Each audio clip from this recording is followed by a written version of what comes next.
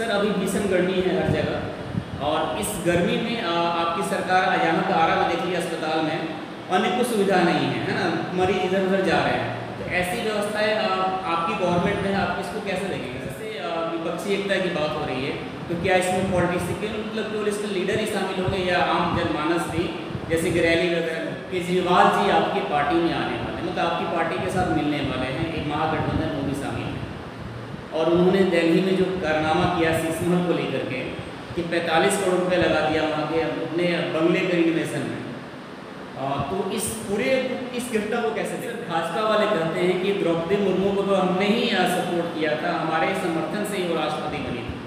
और दूसरी बात सर आपने रखी एक धर्म को लेकर के वहाँ पे सपोर्ट, लेकिन सर जब उद्घाटन हुआ था संसद का, वहाँ पे सारे धर्म की प्रार्थना है। सरकार कोई नए भवन का निर्माण कर रही है जो कि सबके लिए है, इसका विरोध क्यों किया गया?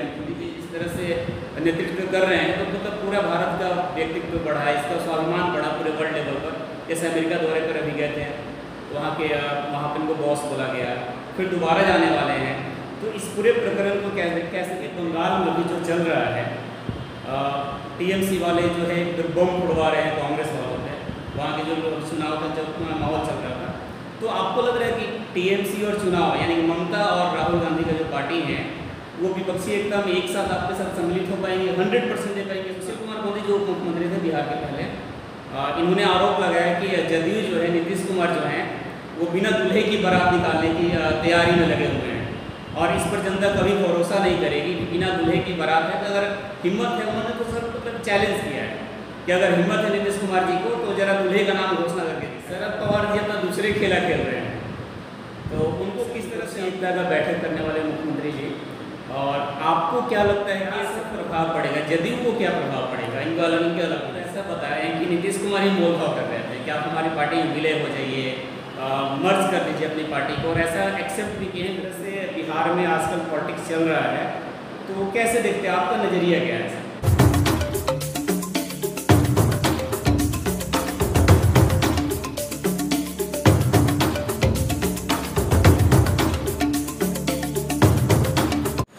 नमस्कार, द पब्लिक आइडिया देख रहे हैं आप। आज हमारे साथ है आरा महानगर के जदयू के अध्यक्ष, जिलाध्यक्ष जयप्रकाश चौधरी जी जुड़े हुए हैं। इनसे बातें करें, बहुत सारे मुद्दे हमारे पास। बिहार में जिस तरह से पॉलिटिक्स में उथल पुथल हो रहा है, 23 तारीख को विपक्षी एकता का बैठक होने वाला है, और जिस तरह से एक तरफ विपक्षी एकता का बैठक का तैयारी कर रहे हैं नीतीश कुमार जी, दूसरी तरफ एक एक करके इनके पार्टी से लोग अलग हो रहे हैं। मांझी जी को ले लीजिए, और भी बहुत सारे लोग हैं जो कि इनके पार्टी से अलग हुए पहले भी। तो इन सारे मुद्दों पर बातचीत होगी।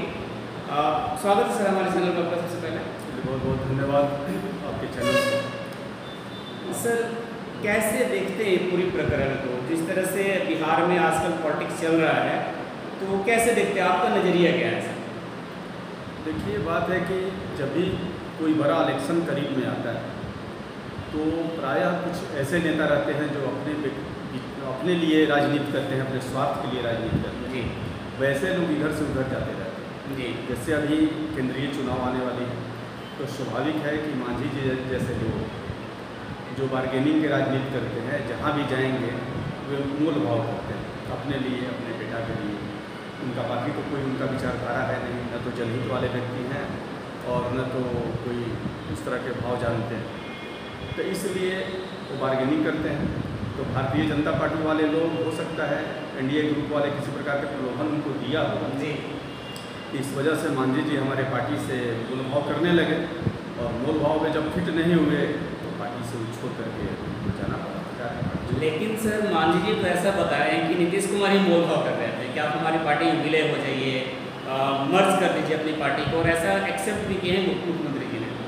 देखिए, बात यह है कि मांझी जी हमारे पार्टी से ही निकले थे, जदयू से निकले थे, जदयू से ही पैदा हुए थे, जदयू से निकले थे, और उनको मुख्यमंत्री जी ने अपना चेयर दिया था। मांझी जी आपको जानकारी होगा कि मांझी जी को मुख्यमंत्री जी ने अपना ताज दिया था, और उसके बाद मांझी जी फिर क्या किए कि अपना खुद की पार्टी बना करके, और माननीय मुख्यमंत्री से नीतीश कुमार जी जो अभी वर्तमान में मुख्यमंत्री जी हैं, हमारी पार्टी के सर्वोच्च नेता हैं, इनके खिलाफ में एक मोर्चा कैंप कर दिया।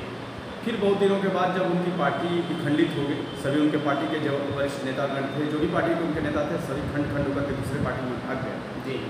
तो फिर मांझी जी का कोई चारा नहीं रहा, तो खुद अकेले अपना बेटा को लेकर के हमारे यहाँ चले आए, जदयू में चले आए जी। और नीतीश कुमार जी उनको आदर भाव से, प्रेम से उनको स्वीकार किए अपने पार्टी में।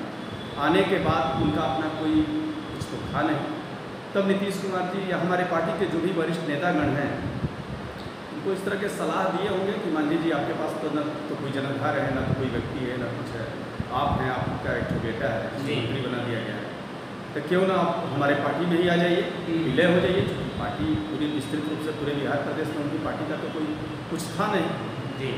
न कहीं कोई जिलाध्यक्ष था, न कोई पंचायत अध्यक्ष था, न कोई पार्टी का उनका किसी प्रकार का संरचना था।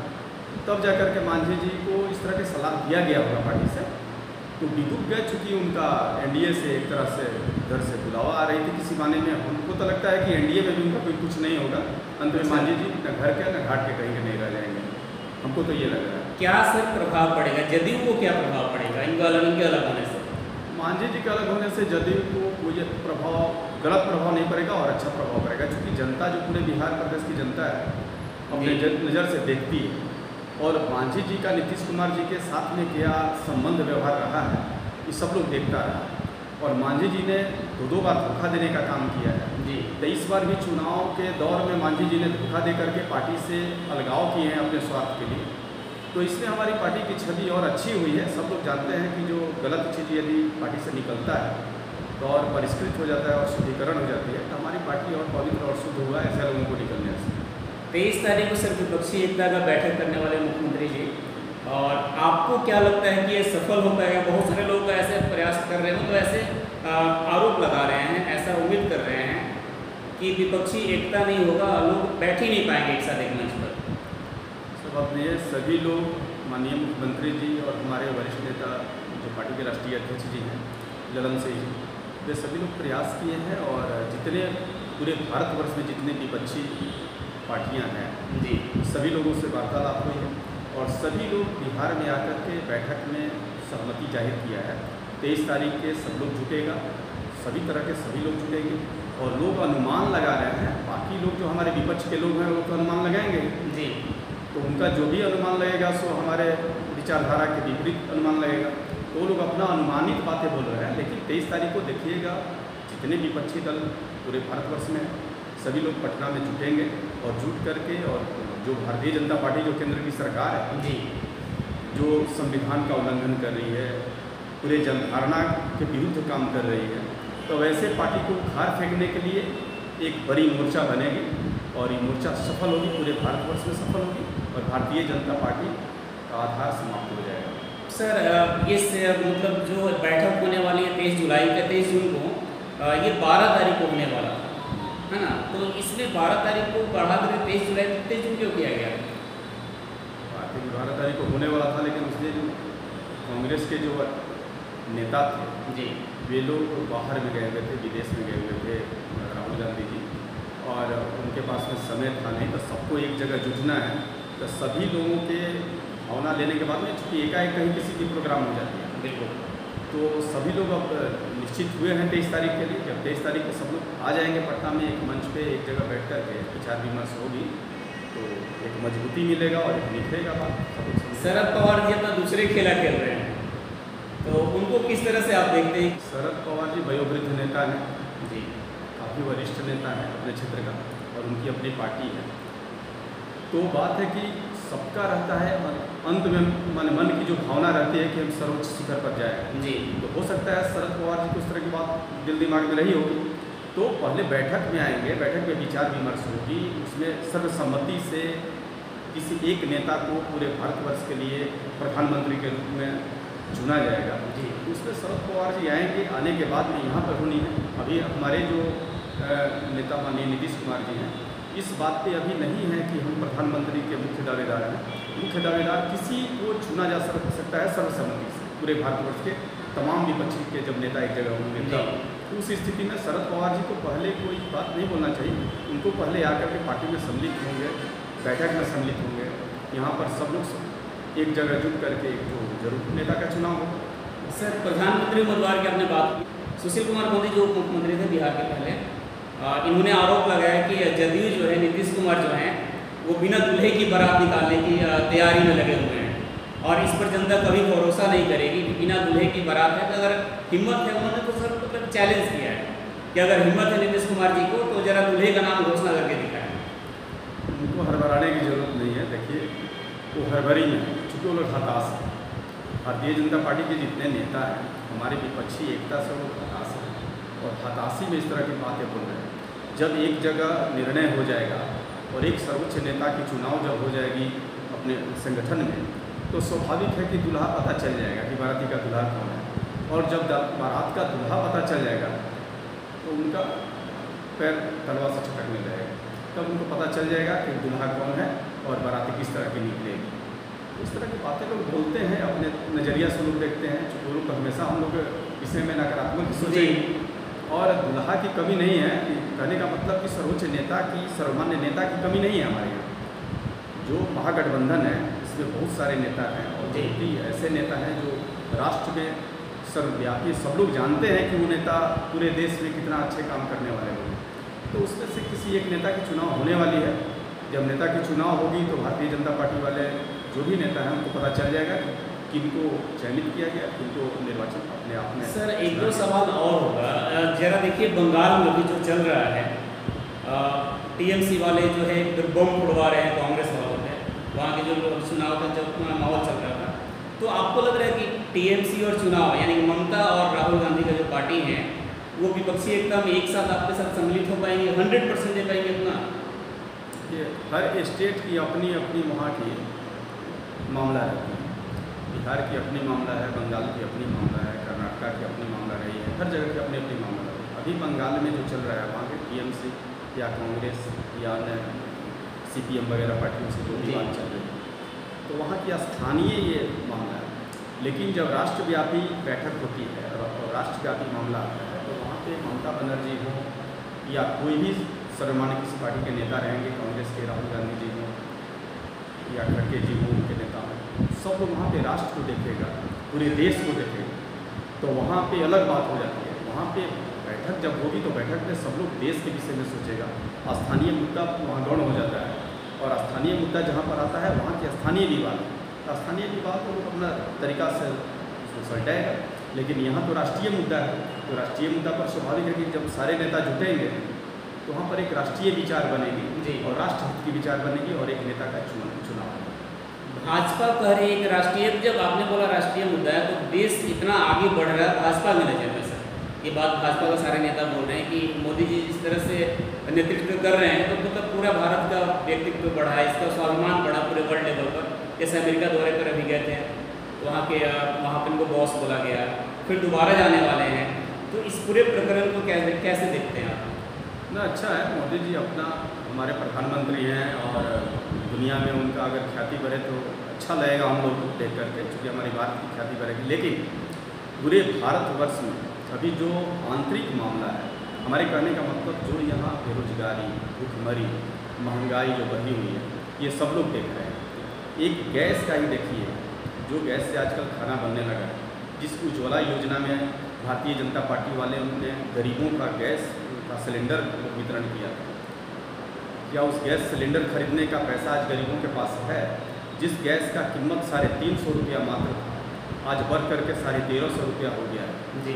इतना ज़्यादा जब कीमत बढ़ गया है, इतनी ज़्यादा महंगाई बढ़ गई है, पेट्रोल हो, डीजल हो, जितने खाद्यान्न अनाज है, मान लीजिए किसान उत्पादन करता है तो एक DAP का कीमत हो गया है, एक DAP एक बैग 50 kg का, इसका कीमत हो गया है 1350 रुपया। और कितना भी मूल्यवान अनाज यदि कोई उत्पादन करता है किसान, तो उसका क्या कीमत रह जाता है? 18 से 20 रुपया धान और गेहूँ की कीमत हो जाती है। तो यहाँ किसान की स्थिति दयनीय बनी हुई है कि किसान की मूल्य नहीं बढ़ रहा है उसका अनाज का, और दूसरी तरफ जो सरकार मुहैया कराती है जो भी उर्वरक या कीटनाशक या माइक्रोन्यूट्रेंट्स वगैरह जो भी उपलब्ध कराती है जी, उसका 150-200 रुपया प्रति केजी माइक्रोन्यूट्रेंट्स या कीटनाशक वगैरह का कीमत होता है। लेकिन वही एक भी अनाज ऐसा नहीं है जिससे जीवन जी रहा है इंसान, गेहूँ हो, चावल हो, चना हो, अरहर हो, कोई भी जिससे इंसान की जीवन चलता है, उसका मूल्य क्या है? सबका मूल्य 50 रुपये 100 रुपये से नीचे रहता है। और एक कीटनाशक 1 kg का जो होता है उसका मूल्य होता है 150-200 रुपया। सोचिए इसमें तो सरकार को ध्यान देना चाहिए ना कि उर्वरक का मूल्य बढ़ता जा रहा है, कीटनाशक का मूल्य बढ़ता जा रहा है, और वही अनाज जो उत्पादन होता है, जो खून पसीना से किसान उत्पादन करता है, उसका दाम कम घटते जा रहा है। दूसरी तरफ मजदूर वर्ग जो है मनरेगा के घटाई जा रही है, जो कार्य मनरेगा की घटाई जा रही है, कीमत घटाई जा रही है। जो केंद्र सरकार में हमारी यूपीए सरकार ने दिया था मनरेगा, जो पूरे भारतवर्ष में सफल हुआ था, जो स्वर्गीय रघुवंश बाबू का देन था, जो ग्रामीण विकास मंत्री थे भारत सरकार के, हमारी यूपीए सरकार के जी दिवंगत हो गए। तो आज उस मनरेगा को कटौती की जा रही है मजदूरों का। हमारे माननीय नीतीश कुमार जी ने बिहार प्रदेश में मजदूरों के लिए इतनी लाभकारी योजना दी है, जिससे मजदूर यहाँ काफ़ी बिहार में खुशहाल महसूस कर रहा है और अपने क्षेत्र में अपनी लाभ की योजना लेकर के मजदूर यहाँ पे मजबूत बन रहा है। लेकिन वही केंद्र सरकार मजदूरों की मनरेगा में कटौती कर रही है, हर क्षेत्र में मजदूरों के कार्यों में कटौती कर रही है। आयुष्मान भारत योजना लाई और उसमें भी कटौती करते जा रही है। तो दूसरे तरफ आप देखिए केंद्र की जो भारत की सरकार है, भारतीय जनता पार्टी की, इसका केवल एकमात्र मुद्दा रह जाता है हिंदुत्व। और हिंदुत्व लेकर के ये चलते हैं। हिंदू, मुस्लिम, सिख, ईसाई जितने धर्म के लोग हैं हमारे भारत में, सब आपसी भाईचारे और प्रेम से भारत में रहते हैं, और जिसका परिणाम है कि धर्मनिरपेक्षता के नाम पर पूरी दुनिया में हमारी मान सम्मान प्रतिष्ठा बनी हुई है। आज महात्मा गांधी को आदर्श मान करके हम लोग चलते हैं, और महात्मा गांधी जी का पूरे दुनिया में सम्मान है। पूरे दुनिया भारत और गांधी को जानता है, और उस गांधी जी के सपना को इन लोगों ने चकनाचूर करने के लगे हुए। ये लोग हिंदू राष्ट्र बना करके हमारे देश का विचारधारा जो इतना विशाल है धर्मनिरपेक्षता की, उसको ये लोग संकुचित करने में लगे हुए हैं। तो हम लोग की जो विचार है, हम लोग के विचार से उनकी विचारधाराएँ विपरीत हैं। हम लोग जन कल्याण, जनहित का भावना चाहते हैं, और लेकिन भारतीय जनता पार्टी वाले लोग अपने कुकर्मों को ढकने के लिए वे लोग हिंदुत्व और संप्रदायवाद ला करके समाज में उथल पुथल मचाते हैं, और अनेक तरह के विध्वंसक नीति अपनाते हैं, समाज को तोड़ने की नीति अपनाते हैं। हम लोग समाज को जोड़ने का नीति करते हैं, लेकर के चलते हैं। तो यहाँ बहुत सारा अंतर है। दुनिया में जा कर के वो भले ख्याति अपना पा रहे हैं, लेकिन हमारे भारत के अंदर, हमारे देश के अंदर उनकी स्थिति अच्छी नहीं है। ये चलते कि जनहित की कार्य नहीं कर रहे हैं, संविधान विरोधी कार्य कर रहे हैं। आज देखिए नए संसद भवन का जी, इस पर मैं आने वाला था सर कि जब सरकार कोई नए भवन का निर्माण कर रही है जो कि सबके लिए है, इसका विरोध क्यों किया गया मुख्यमंत्री जी के द्वारा? इसका विरोध हम लोग इसलिए हमारी पार्टी या पूरे महागठबंधन की तरफ से इसलिए किया गया कि देश का, पूरे राष्ट्र का राष्ट्रपति जो होते हैं सर्वोच्च नेता माने जाते हैं, और सबके वोट से निर्वाचन होकर के राष्ट्रपति बनते हैं।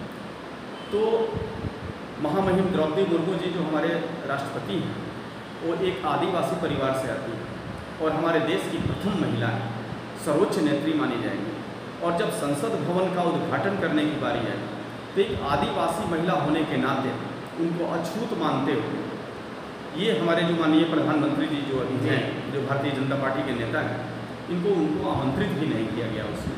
तो देश को इसके लिए मैंने दिल में धक्का लगा कि एक तरफ हमारे सर्वोच्च नेता, हमारे सर्वोच्च महामहिम को, राष्ट्रपति को उस संसद भवन को उद्घाटन के लिए नहीं बुलाया गया है, और पूरे राष्ट्र जो हमारा धर्मनिरपेक्ष कंट्री है, इस धर्मनिरपेक्षता पर कालिख पोतते हुए एक धर्म का साधु संत को ला करके और प्रदर्शन कराया गया और उसका अनावरण कराया गया। तो ये चीज़ देश हित में, हमारे भारत हित में, हमारे समाजवाद की जो नीति है उसके हित में अच्छा नहीं लगा। इस चलते हम लोग विरोध। लेकिन सर भाजपा वाले कहते हैं कि द्रौपदी मुर्मू को तो हमने ही सपोर्ट किया था, हमारे समर्थन से ही वो राष्ट्रपति बनी थी। और दूसरी बात सर आपने रखी एक धर्म को लेकर के वहाँ पे सपोर्ट, लेकिन सर जब उद्घाटन हुआ था संसद का, वहाँ पे सारे धर्म की प्रार्थनाएं की गई थी। प्रार्थनाएं की गई थी, लेकिन सारे धर्म के जो भी संत होते हैं, जैसे हिंदू का जो प्रदर्शन किया गया, उनके बीच में इस्लामिक हो या क्रिश्चियन क्राइस्ट हो, उनके जो धर्मावलंबी या धर्म के जो गुरु होते हैं वो नज़र नहीं आए। प्रार्थना आपने किया, ठीक है, द्रौपदी मुर्मू जी को उन लोगों ने प्रत्याशी बनाया जी, वे लोग उनका बहुमत भी प्रदान कराया। लेकिन राष्ट्रपति के पद पर आने के बाद द्रौपदी मुर्मू जी पूरे राष्ट्र के महामहिम हैं, पूरे राष्ट्र के राष्ट्रपति हैं। तो यदि उनको कहीं भी किसी माने में उपेक्षा किया जाएगा तो राष्ट्र की उपेक्षा है। जिस तरह से प्रधानमंत्री जी को दुनिया के किसी देश में यदि सम्मान मिलती है जी, तो राष्ट्र की सम्मान है, हम लोग गर्वान्वित महसूस करते हैं। उसी तरह से द्रौपदी मुर्मू जी को यदि हमारे राष्ट्र के अंदर में यदि कहीं सम्मानित नहीं कर करके अपमानित किया जाता है तो जो लोग करेंगे उनका हम लोग विरोध करेंगे। सर, केजरीवाल जी आपकी पार्टी में आने वाले, मतलब आपकी पार्टी के साथ मिलने वाले हैं, एक महागठबंधन में भी शामिल है, और उन्होंने दिल्ली में जो कारनामा किया शीश महल को लेकर के कि 45 करोड़ रुपए लगा दिया वहाँ के अपने बंगले के रिनोवेशन में, तो इस घटना को कैसे देखते हैं आप? ये केजरीवाल जी की व्यक्तिगत मामला है और उस पर वहाँ की दिल्ली सरकार और जितने लोग हैं वो लोग देखेंगे। केजरीवाल यदि गलत किए होंगे तो उसका जांच कराएं और जांच कराने के बाद पर उन पर कार्रवाई हो, उससे हम लोग कोई मतलब नहीं है। ठीक है, केजरीवाल जी हमारे गठबंधन में आने वाले हैं, आवें, स्वागत है, लेकिन व्यक्तिगत मामला और दिल्ली की मामला होती है और केजरीवाल जी ने यदि कहीं गलत किया है तो उसको आप जांच करिए, देखिए, और जांच में गलत पाया जाए तो उन पर कार्रवाई कराइए, उसमें हम क्या कर सकते हैं। सर, अभी भीषण गर्मी है हर जगह, और इस गर्मी में आपकी सरकार यहाँ का आरा में देखिए अस्पताल में अनेकों सुविधा नहीं है ना, मरीज इधर उधर जा रहे हैं, तो ऐसी व्यवस्थाएं आपकी गवर्नमेंट में, आप इसको कैसे देखेंगे सर? ये आरा नगर के हम वासी हैं, आरा नगर के हम जिलाध्यक्ष भी हैं अपने पार्टी का, जदयू का, आरा महानगर का। तो हम हॉस्पिटल का यहाँ हम लोग भ्रमण करते हैं, घूमते हैं, देखते हैं।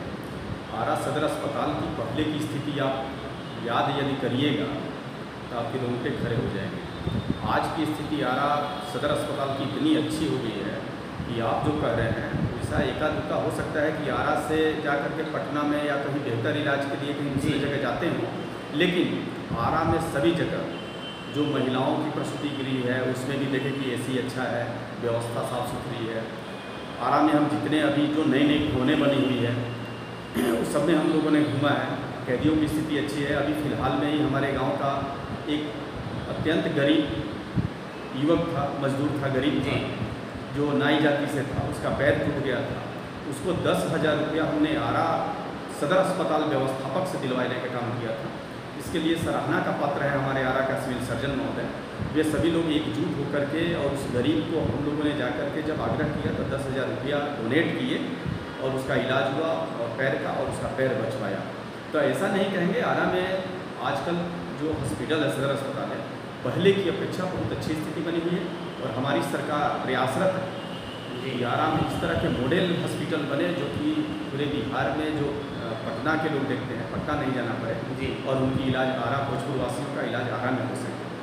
सर, एक आखिरी सवाल आपसे ये होगा कि जिस तरह से विपक्षी एकता की बात हो रही है, तो क्या इसमें पॉलिटिशियन, मतलब केवल इसमें लीडर ही शामिल होंगे या आम जनमानस भी, जैसे कि रैली वगैरह में होते हैं?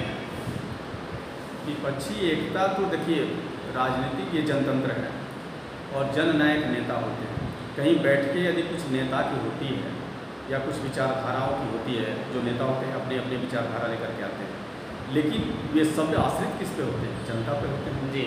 कहीं भी रैली होगी या कोई बहुतायत स्तर पर प्रदर्शन होगा ये जनतंत्र का, तो वहाँ तो एक एक जनता को दिखाना है। तो स्वाभाविक है कि कुछ भी है तो जनता जनार्दन के बीच में ही हम लोग को जनता के लिए ही करना है, जन सेवा करते हैं। और कोई भी प्रदर्शन सरकार के खिलाफ करनी होगी, कोई भी करनी होगी केंद्र के खिलाफ, तो आवाम यहाँ की है, तमाम जनमानस है जी करती है। तो जनता तो समाहित है, जनता तो हमारे साथ है जनतंत्र में, इसमें तो जनता ही प्रदर्शन करेगी। कोई भी बैठक होता है तो मान के चलिए कि जनता कर रही है, जनता प्रदर्शन करिए, जनता जाएगी, है ना? जनता जागरूक करना है हमको जनता को, और जनता के लिए ही तो सरकार चलती है, जनता के द्वारा चुनी हुई सरकार चलती है जी।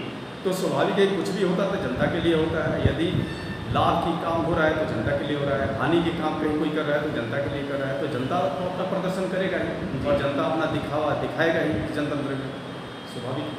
बहुत बहुत धन्यवाद सर हमसे जुड़ने के लिए। ये थे जयप्रकाश चौधरी जी, इन्होंने बहुत सारे मुद्दे पर बात की और आप सबकी सारी डाउट जो है लगभग क्लियर हो गई होगी। आप देख रहे हैं पब्लिक आइडिया, मैं चैनल।